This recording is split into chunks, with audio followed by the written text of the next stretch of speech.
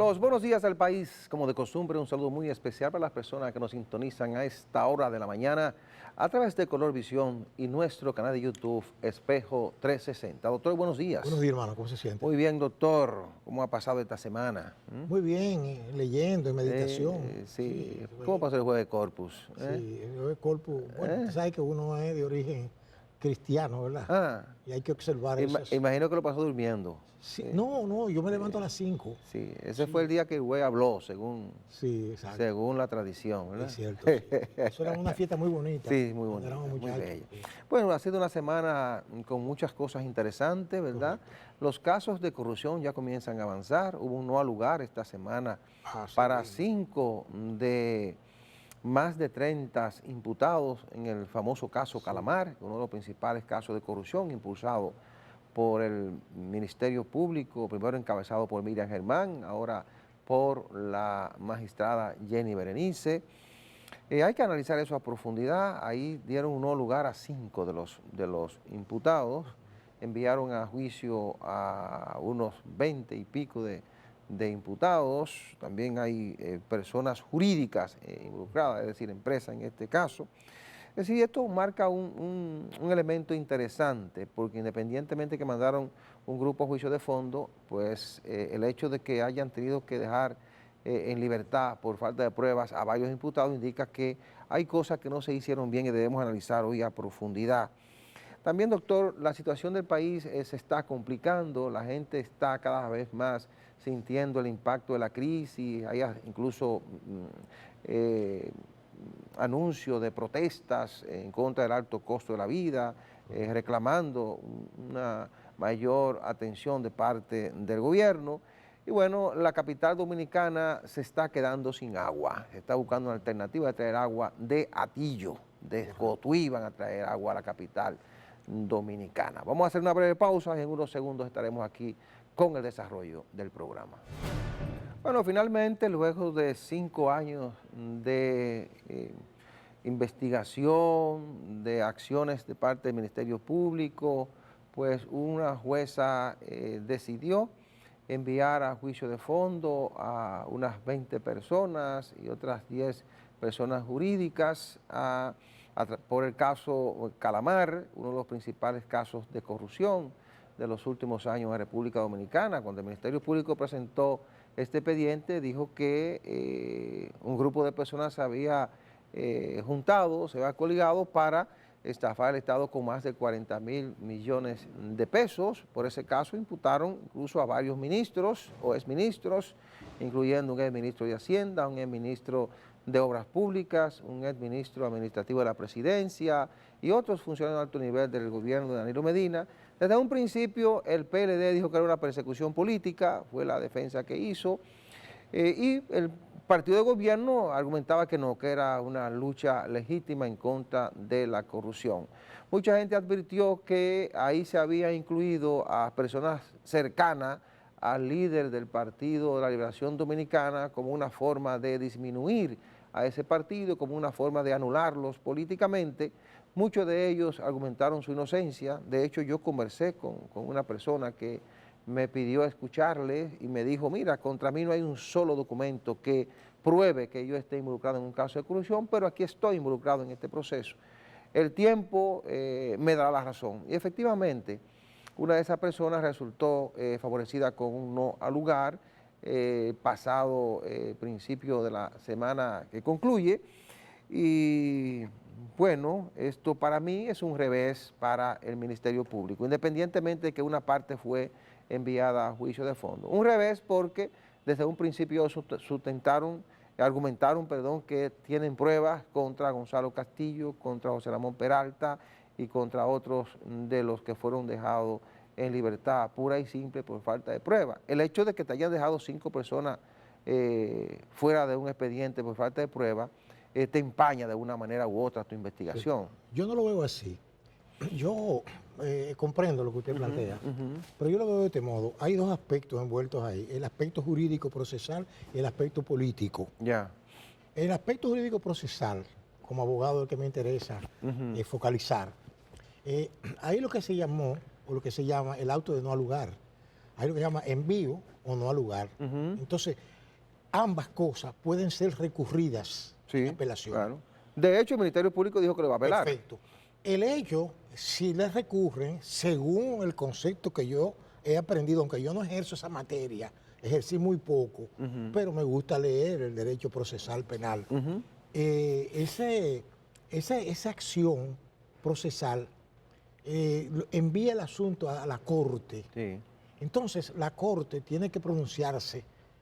Si la Corte se pronuncia y ratifica el auto de no al lugar, existe lo que se llama un doble auto de no al lugar. Pero eso no significa que el asunto terminó ahí. No. Le queda todavía un nivel. Puede ser recurrido en casación. Aclarándole al público, porque como el público no es abogado, Claro. es bueno hablarle en términos llanos, que sin pretender a dar un curso aquí de derecho. No, claro. Que aclararle al público que la Suprema Corte, en sus funciones de Corte de Casación, no conoce el fondo del asunto, sino si la ley fue bien o mal aplicada.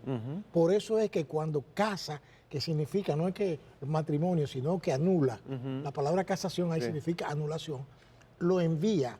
A veces no lo envía cuando el asunto no tiene más nada que... Claro. Pero no es un caso Y ya así. ya se convierte en la cosa irrevocablemente juzgada. Exactamente, pero en este caso, si la Corte, por ejemplo, en el caso de que la Corte dé un doble auto de no lugar, y que pueden recurrir las partes, cualquiera, el Ministerio Público ante todo, entonces, si eso va a la Suprema con un recurso de casación, y la Suprema casa la sentencia, ¿verdad? Entonces ya está revertiendo todo eso. Ese doble auto necesita ser sometido a un nuevo juicio, pero no juicio en sí de fondo, sino examen del juzgado de instrucción diferente. No se lo van a mandar al mismo. Claro. Eso por un lado. Entonces, las medidas de coerción que pudieran existir se mantienen. No, y de hecho hay que aclarar, doctor, que eso se aplica para todos los procesos. Todo el proceso. Eso le iba a decir, que el proceso se ve entonces interrumpido. Claro. Lo que pasa es que en este caso, ahora voy, claro, en el plano procesal penal, por eso ya es una cosa de los abogados, la gente tiene una percepción errónea y cree que ahí terminó el asunto. No es así. Pero en el plano político, una vez más se demuestra mi tesis de que en un país como el nuestro, sin institucionalidad, sin tradición de autonomía judicial, la justicia es un mito. El Ministerio Público lo sabe, porque son personas inteligentes, y saben que no pueden luchar en contra del poder fáctico, porque eso es una medida política. A mí no me pueden convencer, primero por mi edad, por el tiempo que tengo en este planeta, que he leído, he visto, oído, y sé que todo es mentira. ¿Por qué razón? Porque cuando se trata de los pobres o de gente sin abolengo, la policía es muy eficiente, o las cosas funcionan rápido. Mire cómo tiene ese caso, 5 años. Usted se imagina que en 5 años las cosas que han sucedido ahí. Ahora, yo no puedo jugar Lo que pasa es que ahí hay más de 50 imputados. Pero lo que le estoy diciendo entre personas físicas y jurídicas. Yo no estoy diciendo... Exacto. Y un expediente de 12.500 páginas. Pero, exacto. Yo siempre vi un poquito excesivo del Ministerio Público, esta cantidad tan grande de pruebas, ese tipo de cosas. Con el 10% de esa prueba se puede imputar y probar.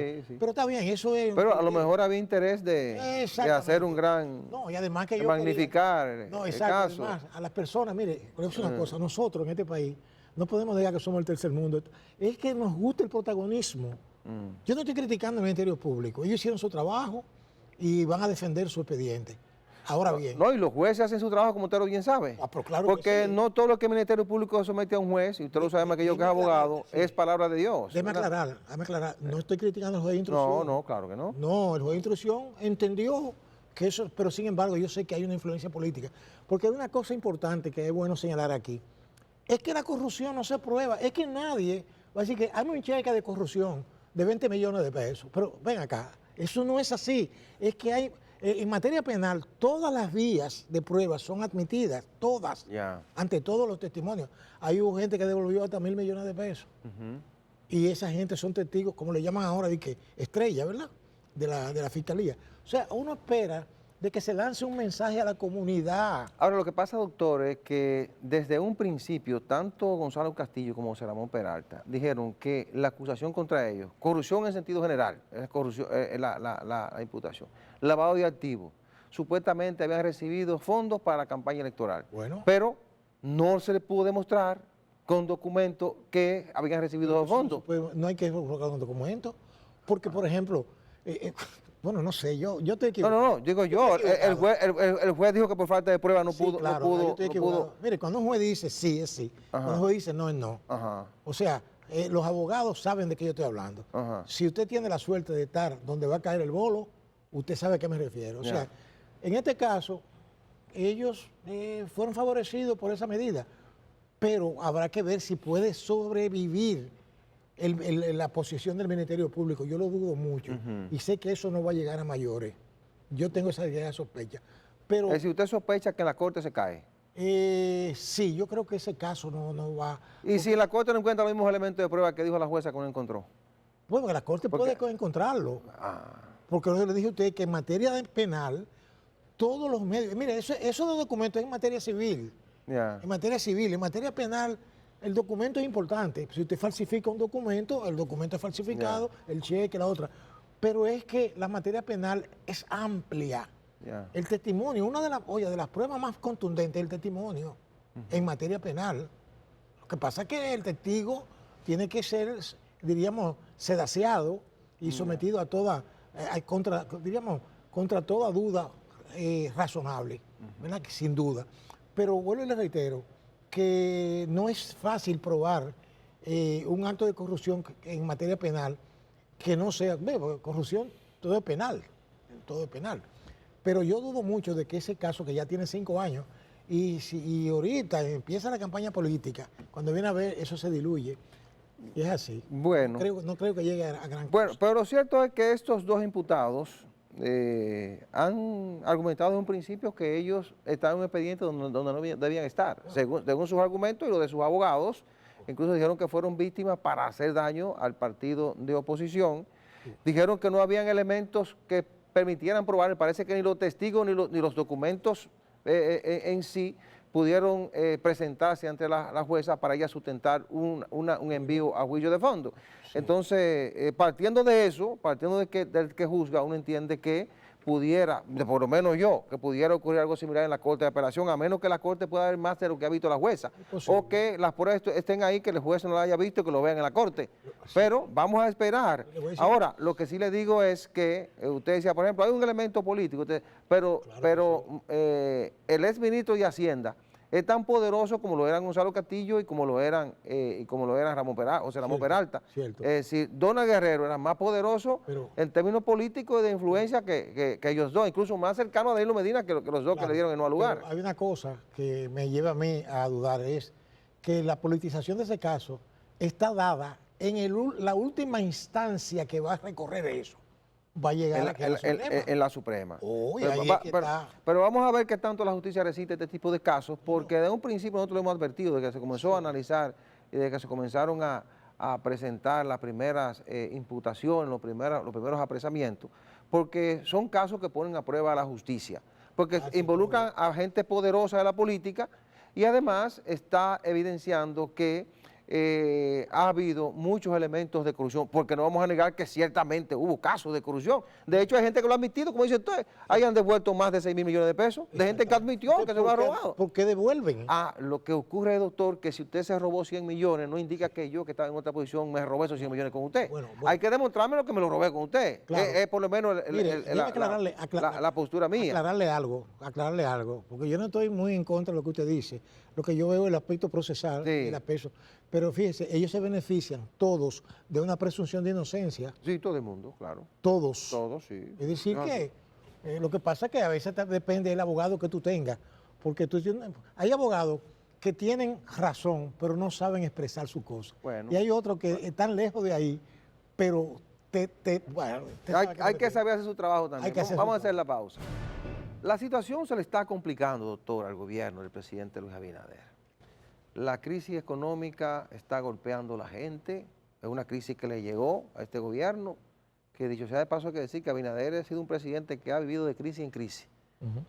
Comenzó su gobierno con una crisis por la pandemia y después le llegó la crisis, la guerra entre Rusia y Ucrania, ahora le llegó la guerra. Cuando pensábamos que íbamos a crecer económicamente, le llegó esta guerra en febrero. Entonces, la gente está siendo golpeada ya por la crisis, lo está sintiendo, lo está manifestando. De hecho, para esta semana se convocó una marcha, ya la gente comienza a salir a las calles, a pedirle al presidente que tome medidas que permitan sortear un poco la crisis. Las encuestas que se han publicado, que de hecho, hay que decir, se han publicado y han sido observadas por la Junta, porque la Junta ha dicho que no se pueden publicar encuestas. Pero las encuestas que se han publicado dicen que el principal problema que está enfrentando la población dominicana en estos momentos es el problema del alto costo de la vida. Gallup arrojaba un número asombroso, 62%, de gente que dice que el país va por un mal camino, que la situación económica es insostenible. Hace de media que otra de las firmas encuestadoras que está publicando, el 44% decía que la situación de mayor preocupación de la gente es la situación económica. Y entonces estos son elementos que el gobierno va a tener que prestarle mucha atención, porque si la gente llega a un momento en que la situación se le torna un poco insoportable, la gente comienza a perder la confianza en la gente que le dirige. De hecho, si usted observa, ya los números del partido de gobierno comienzan a descender. Las encuestas lo están situando entre un 30 y 31%, con un avance de la oposición política. Eso te indica a ti que la situación al oficialismo, encabezado por el presidente Luis Abinader, se le pudiera complicar a partir de ahora, a menos que pare la guerra. Donald Trump, de hecho, dijo esta semana que está muy cerca ya de anunciarse un acuerdo, a menos que pare la guerra, que el petróleo descienda por debajo de los $60 y que el presidente pueda comenzar a desmontar esa medida que ha tomado para ir sorteando la crisis provocada por el incremento de los precios del petróleo. De lo contrario, la situación se le va a complicar aún más. Mire, aquí se cometió un grave error hace unas 2 o 3 décadas, que hubo una especie como de recomposición, de cambio del aparato productivo nacional, y lo sustituyeron por una economía de servicios, en donde nos convertimos de productores, ¿verdad?, de autárquicos, como se decía, en términos económicos, a importadores de cosas que nosotros producíamos aquí y nos sobraba. Entonces yo siempre he creído, he equivocado, la gente a veces acusa a uno de que uno es arcaico, pero es que lo primero que una persona tiene que tener asegurado es su alimentación. Claro. Yo diría que primero que la educación. Sí. ¿Por qué? No, primero tiene que estar vivo. Primero no, doctor. Las dos cosas al mismo tiempo. No. Primero es, usted ubíqueme en las etapas del ser humano. No, lo que le quiero decir, se puede producir y también usted se puede educar. Hay un país por ahí que yo, como lo respeto y respeto a sus habitantes, yo lo quiero mucho, pero el cementerio está lleno de doctores y de licenciados que murieron de hambre. Sí, pero ya hay otro elemento. No es por ahí que voy. Yo lo que estoy planteando es que una persona que se compromete a dirigir un país, tienen que tener claro, digo unas personas, hablo de un equipo, tienen que tener claro de que el aparato productivo nacional tiene que estar por encima de cualquier otra cosa.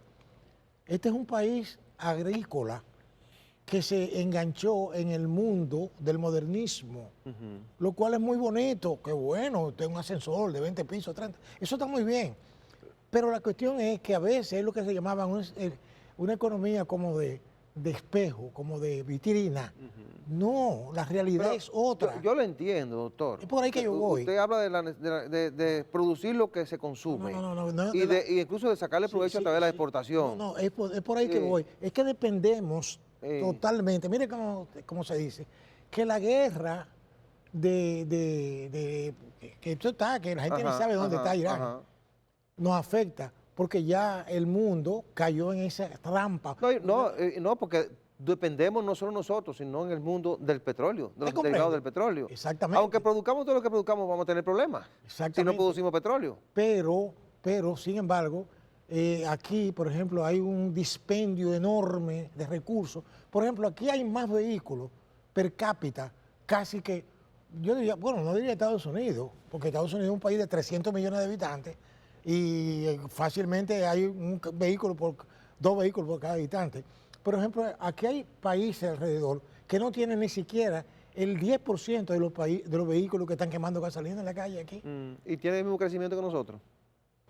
Crecimiento, pero lo que yo me pregunto, entonces, es el macro, crecimiento macro, no lo tiene. Pero en todo. Pero en lo microeconómico no tienen los problemas que tenemos nosotros. Ahora, doctor, lo que ocurre es, yo sé, está bien que usted dice que hemos avanzado en una economía de servicios, pero eso es inevitable porque usted tiene que combinar las economías. No, claro. Usted no puede sustentar el desarrollo ni el crecimiento del país solamente en la producción agropecuaria.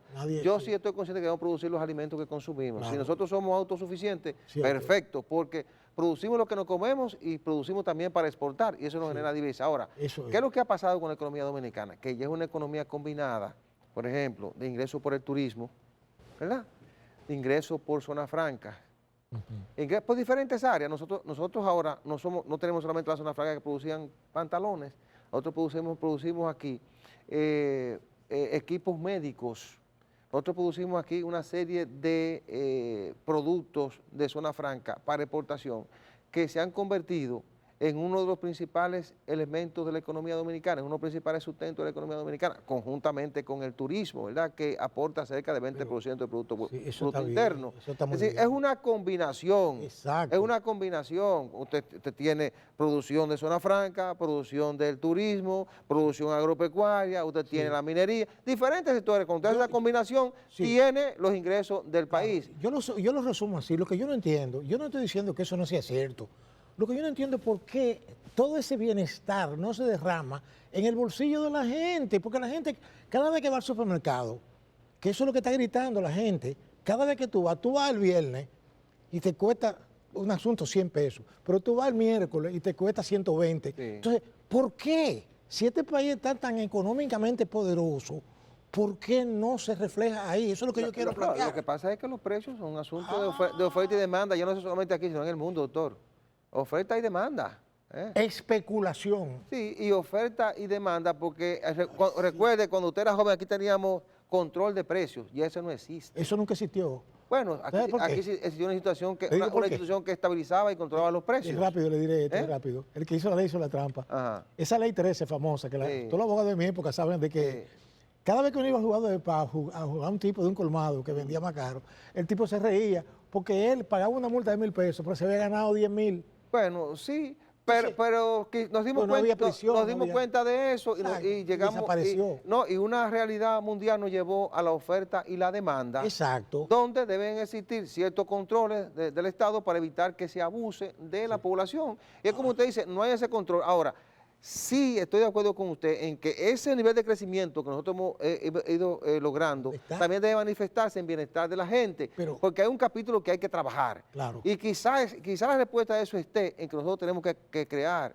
mejor capital humano en materia de formación. Es decir, nosotros tenemos que mejorar la educación dominicana, tenemos que mejorar los servicios como la salud, como los servicios de la gente, como la salud, la electricidad, mejores servicios educativos, es decir, que la gente no tenga que hacer las inversiones que hace hoy para vivir, porque, por ejemplo, usted que es de clase media o de cualquier clase que sea, si usted quiere un hijo, para que tenga una buena educación tiene que mandarlo a un colegio. Si tuviéramos educación de calidad, lo que gana una persona de clase media, media baja, le va a rendir porque no tiene que hacer doble gasto en la educación, en la salud, en la electricidad, en diferentes áreas. Es decir, yo estoy de acuerdo con usted que hay áreas que hay que trabajarlas para que la gente persiga mejores condiciones y haya una mejor derrama económica. Sí, yo no me quedo solamente en la periferia. Aquí, por ejemplo, hubo un movimiento a nivel mundial que subyugó la economía de todos estos países que yo le llamo satélite. ¿Por qué? Porque, por ejemplo, el famoso Tratado de Libre Comercio, aquí no se protegió. Oiga, eso no es un cuento. No negociamos. No negociamos bien. Entonces, ¿Recuerde lo que pasó cuando Balaguer? Sí. ¿Verdad? Que el Tratado de Comercio avanzó y hubo que a última hora salir a negociar con ellos como se pudiera. Sí, pero entonces como país no supimos negociar. Los productores extranjeros tienen mejores condiciones en sus países que los productores de aquí. Sin embargo, mire, nosotros por eso tenemos a Estados Unidos como el principal socio comercial, porque es el que más le vendemos. Bueno, a mí... Esos tratados a veces ayudan, no podemos satanizarlo del todo. Aquí yo digo que los gobiernos, yo no estoy hablando de este gobierno. No, de todos, porque ese tratado no se firmó en este gobierno. Revisarse para qué están ahí. Claro. ¿Para qué están para ahí? administrar la cosa pública. Administrar la cosa pública que no es de ellos. Y para hacerlo bien. Que no es de ellos. Sí, es como decía un famoso Samuelson, los gobiernos son un mal necesario. Oiga usted. Vamos a la pausa. El Gran Santo Domingo está envuelto en una crisis de suministro de agua. Hay problemas. Pero a mí no me sorprende eso. No. ¿Por qué razón? Por lo siguiente, fíjese, eso se veía venir. En primer lugar, uno de los factores fundamentales, hay dos que están involucrados, hay más de ahí, que provocan esa escasez, pero hay dos que están íntimamente ligados. Uno de ellos es la expansión. Sí. Oiga, ha habido un crecimiento. Oiga, y llegó un punto en que ya no puede crecer horizontalmente y comenzó a subir. Es un fenómeno sociológico. El crecimiento que usted no ve, sí. Hay crecimiento. Entonces, en un solar donde había una casa antes, eso es crecimiento, no desarrollo. También no me equivoco ahí. Hay poco desarrollo también. Es otra cosa. Desarrollo económico es otra cosa. Crecimiento. Entonces, ¿qué pasa? Que esa subida vertical de la ciudad concentró ahí, aquí hay edificios de 40 pisos. ¿Y cuántas familias viven ahí? De más de 40. Y cada uno de ellos requiere agua, luz, pero ante todo agua. Entonces, ¿qué pasa? Que otro factor, porque observe esto, la cantidad de agua que se le sirve a la ciudad cada vez es menor por fenómenos como son climáticos, pérdida en el sistema. La deforestación. Inclusive aquí hubo una cultura en una ocasión de una serie de gente que llamaban las granceras, que era un crimen ecológico. Yo no sé si siguen eso, pero aquí hubo ríos que desaparecieron. Bueno, aquí, en la década del 70, 80, por ahí, 90, se contabilizaban más de 600 ríos y sus afluentes que habían desaparecido, porque esos ríos eran pequeños, pero le servían a otros ríos más grandes. Sí, son afluentes. Afluentes, ¿verdad? Entonces, aquí no ha habido una política hídrica, vamos a llamarle así, para usar un término bonito que está de moda ahora, sobre el agua. Creo que hay una legislación sobre agua ahora, una ley de agua. Hay una ley de agua. Una ley de agua. Pero lo importante es que ahora, por ejemplo, habrá que traer agua de otros lugares, que creo que el gobierno ha planteado una solución que, diríamos, hasta no es tan a corto plazo, porque construir un nuevo acueducto no es tan a corto plazo. Lo que se habla es como de aumentar la capacidad de lo que existe y de reparar lo que... No, lo que se está tratando es de traer agua de la presa de Atillo. Perfecto. El gobierno tenía dos opciones, porque usted tiene razón cuando dice que el crecimiento de la capital o del Gran Santo Domingo y el cambio climático, a eso hay que agregarle también la deforestación. Eso ha provocado una merma en la cantidad de agua en la presa de Higüey Aguacate, que es la que suple aquí la capital.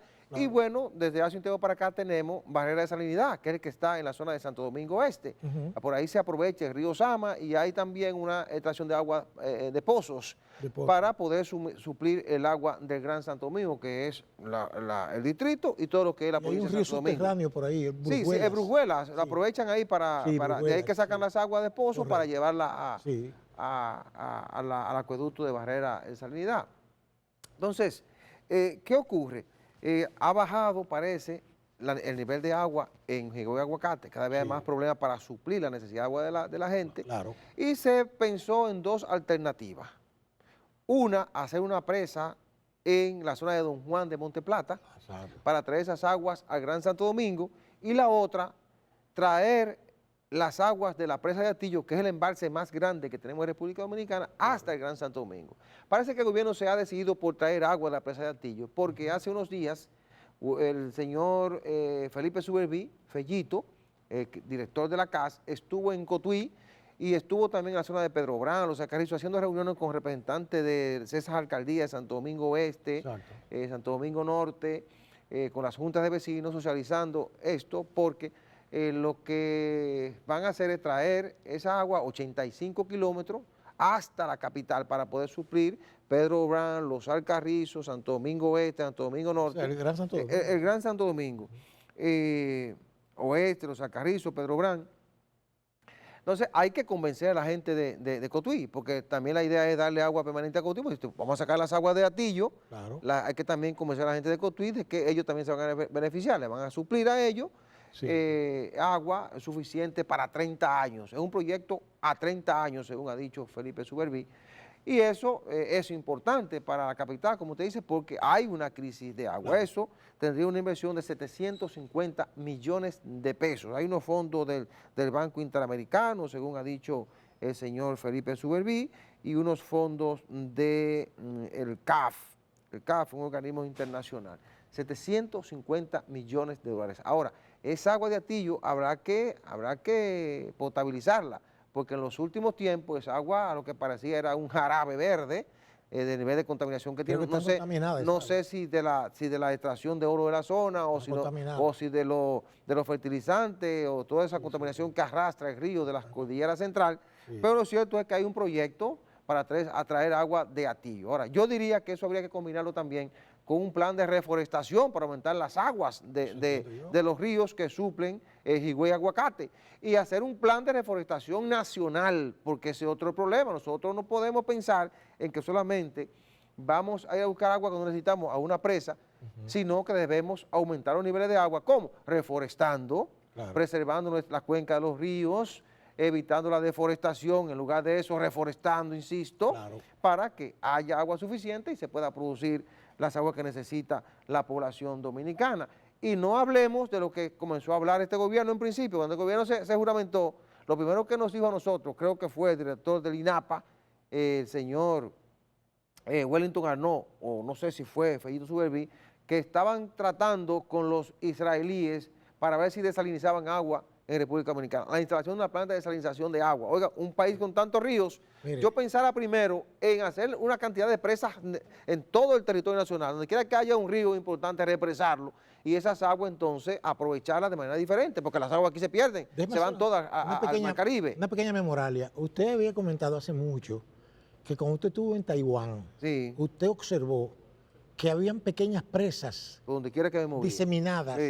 Y ahí no había esa crisis. Y ríos pequeños. Ríos pequeños. Otra cosa también que yo... Produciendo energía eléctrica y agua para el consumo humano. Yo expreso siempre mi admiración por el pueblo israelita, porque es un pueblo de lucha, sacrificio, y han aportado mucho. Mire, yo recuerdo que a mí me dijo un agrónomo, amigo mío, que estudió allá. Me dice que ellos fueron los que crearon lo que se llama el riego por goteo, porque en Israel no hay agua. No, para aprovechar la poca que conseguían. Oiga, hasta el rocío de la madrugada se aprovechaban. Entonces, ¿qué pasa? Que ellos le daban a la planta la cantidad exacta de agua que se necesita. Y convirtieron un desierto, el Negev, lo convirtieron en un área productiva. Un área productiva. Sí, es así. Entonces, aquí nosotros, que tenemos tantos recursos, lo que pasa es que nosotros somos muy cómodos a veces y no le marchamos las cosas. Aquí la gente se baña 4 veces al día, abre la llave y la deja abierta hasta que se enjabona. Lavadero de carro en la calle. Sí, donde quiera. Y encima de eso deforestamos la zona de la cuenca de los ríos, no pasa nada. Hay que pensar en un plan que nos permita producir más agua y preservar las que tenemos. Exactamente. Eso debemos hacer. Vamos a la pausa. Hace casi 10 años nosotros marchamos por el país reclamando 4% para la educación. Reclamamos dinero suficiente para dotar al país de la cantidad de aulas necesarias, equiparlas con lo que se necesita para formar a los jóvenes del presente y del futuro. Sin embargo, hoy todavía seguimos tratando el tema de la cantidad de aulas que se necesitan. Hoy nos dicen a nosotros que el país tiene un déficit de 7.000 aulas. Está anunciando ahí el director de edificaciones de educación que están comenzando un plan de restauración de más de 1.200 aulas, de mantenimiento. Eso hay que hacerlo permanentemente. El mantenimiento de las aulas hay que hacerlo permanentemente. Y bueno, que se están construyendo una cantidad de aulas consideradas, que se han construido 2.500 aulas en este gobierno, que tienen un proyecto para terminar ahora antes de que concluya el año entre 2.500 y 3.000 aulas, pero se necesitan 7.000. Es decir, que todavía tenemos un déficit. Y ese es un problema que arrastramos conjuntamente con las dificultades de implementar una currícula como la que demanda la sociedad dominicana, de garantizarle la educación a todos los niños, de garantizar una educación de calidad, y seguimos empantanados en el mismo problema. Lo que no logramos es garantizar la educación de calidad a nuestros niños. Yo sí quisiera que cuando comience el próximo año escolar, no vamos a hablar de la necesidad de rentar furgones para llevar a niños, Y quisiera también que cuando comience el próximo año escolar, le garanticemos a la población que los 500,000 y pico de niños que se quedaron fuera de las aulas, los de nivel inicial, que no están en la escuela, y eso es de ley, esos niños comiencen la educación a los 45 años de edad, a los 45 días de edad, perdón, de los 45 días a los 6 años, antes de entrar a la educación primaria, porque eso es lo que permite que los niños puedan comenzar a formarse temprano y comiencen ese proceso de desarrollo que le va a permitir que cuando entren al nivel primario y al secundario puedan tener mayores niveles de rendimiento y de formación. Mire, para mí, como ciudadano libre, ¿verdad? Porque yo, aunque vivo en un país que está esclavizado por la dependencia, por los vicios y las cosas, yo me siento libre en esta sociedad de decir mi criterio, pero con respeto, ¿verdad? Y orientación. Mire, debe ser vergonzante para una entidad, para un país, para lo que fuere, con un presupuesto tan alto como es el de la educación, del 4%. Casi 400,000 millones. Óigame, que se esté hablando aquí de déficit de aula, de que se quedan dominicanos, y voy a hacer énfasis en la nacionalidad de los estudiantes que se quedan, dominicanos, que se quedan fuera. ¿Por qué razón?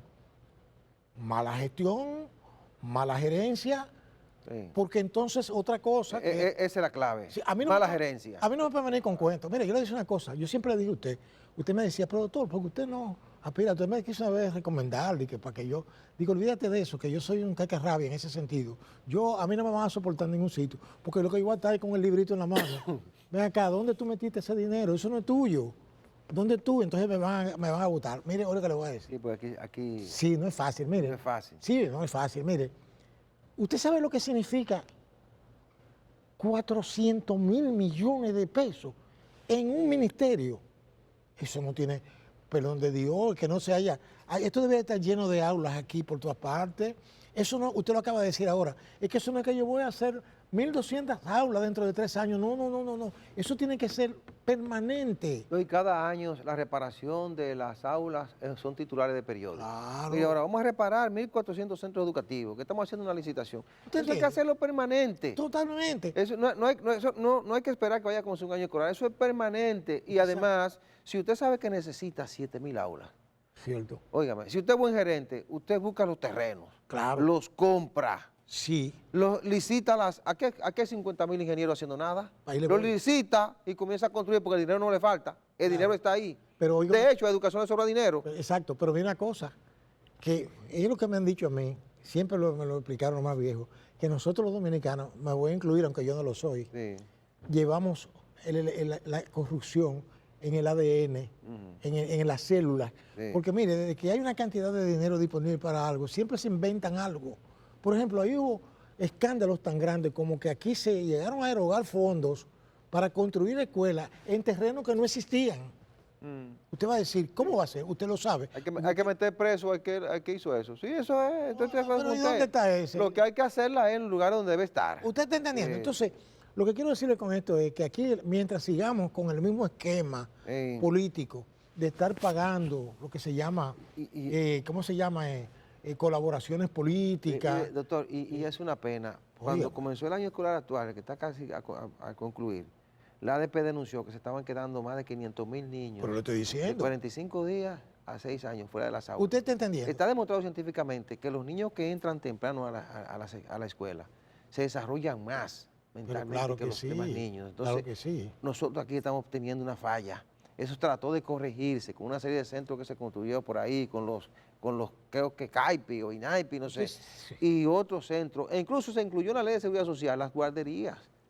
Porque la gente dice, bueno, llevé el niño ahí que tiene 3 meses. No, el niño no está solamente cuidando, el niño está socializando, se está formando. Cuando ese niño llega a la hora de entrar a la primaria, ya sabe contar, ya sabe socializar con los demás. Tiene una serie de habilidades que son importantes y necesarias a esa edad.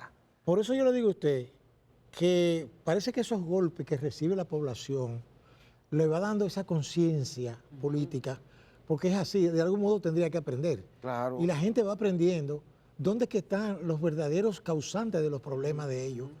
Entonces, lamentablemente, lo que hemos hablado aquí, que se le cierra el paso a los que son verdaderos líderes de la comunidad donde ellos viven, y se preocupan por las cosas. Es una pena. Ojalá podamos de alguna manera ir solucionando este problema para que corrijamos los factores que nos impiden desarrollar la educación, que nos impiden formar los talentos que realmente demanda la sociedad dominicana en estos tiempos para podernos desarrollar. Ojalá que estas autoridades puedan tener por lo menos la cantidad de horas suficientes para que todos nuestros niños a partir de los 45 días nacidos vayan a la escuela y que comencemos a implementar un método que permita avanzar hacia la educación de calidad. Si no hacerlo ahora, por lo menos que quede muy avanzado, ¿verdad? Exacto. Bien, la semana que inicia va a estar muy dominada por el impacto de la economía de la guerra del Medio Oriente, por el incremento del petróleo y sus derivados, los debates en torno a los códigos laboral y de la seguridad social, y la temporada de huracanes y posibles cambios en el tren gubernamental para relanzar el gobierno del presidente Luis Abinader. Señores, gracias por su atención. La cordial invitación para el próximo domingo a la misma hora y por este canal. Buena suerte, buenos días.